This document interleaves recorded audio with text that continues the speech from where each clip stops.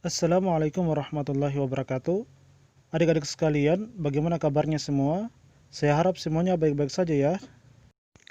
Baik, hari ini kita masuk pada materi baru ya untuk mapel bahasa Indonesia, yaitu di bab 2, ya, cerita fantasi.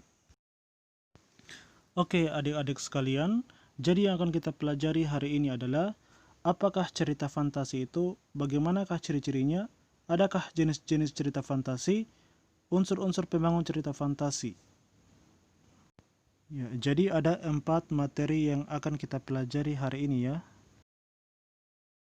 Iya, pasti adik-adik pernah nonton Doraemon kan?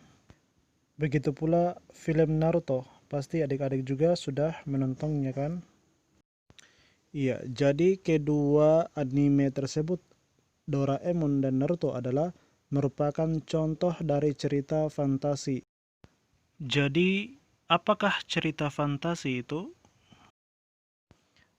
Cerita fantasi adalah sebuah jenis cerita, khayalan, imajinasi, karangan, dan angan-angan dari penulisnya.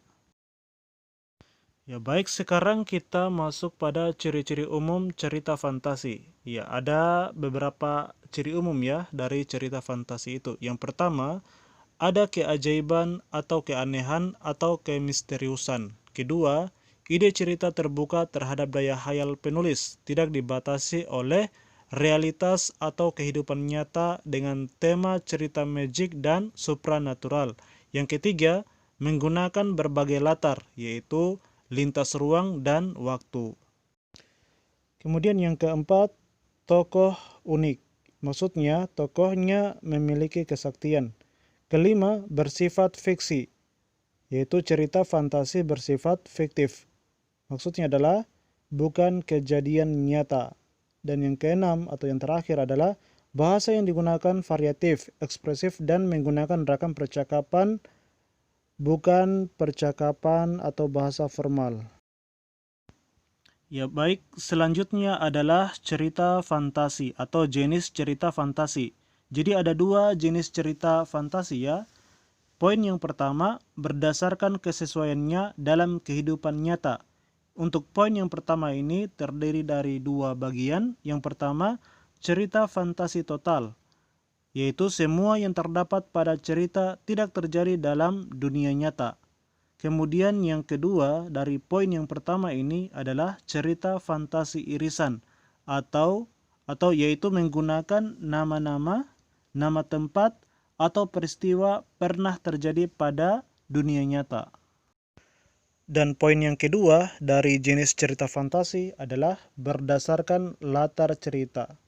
Iya, pada poin kedua ini terbagi menjadi 2 bagian juga. Yang pertama yaitu latar sezaman, berarti latar yang digunakan satu masa. Dan yang kemudian yang kedua adalah latar lintas waktu, berarti cerita fantasi menggunakan 2 latar waktu yang berbeda. Dan yang terakhir adalah unsur-unsur pembangun cerita fantasi. Ya.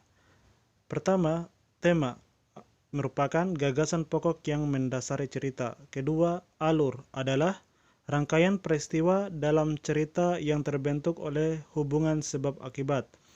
Ketiga, penokohan adalah cara pengarang dalam menggambarkan karakter tokoh-tokoh cerita. Keempat, latar adalah tempat, waktu, dan suasana yang ada dalam cerita. Kelima, sudut pandang atau point of view adalah posisi pengarang dalam cerita, yaitu sebagai orang pertama atau sebagai orang ketiga. Keenam, gaya bahasa adalah ciri khas bahasa yang digunakan pengarang dalam karyanya. Dan yang terakhir, ketujuh, adalah amanat, adalah ajaran moral atau pesan moral yang disampaikan pengarang kepada pembaca melalui karyanya.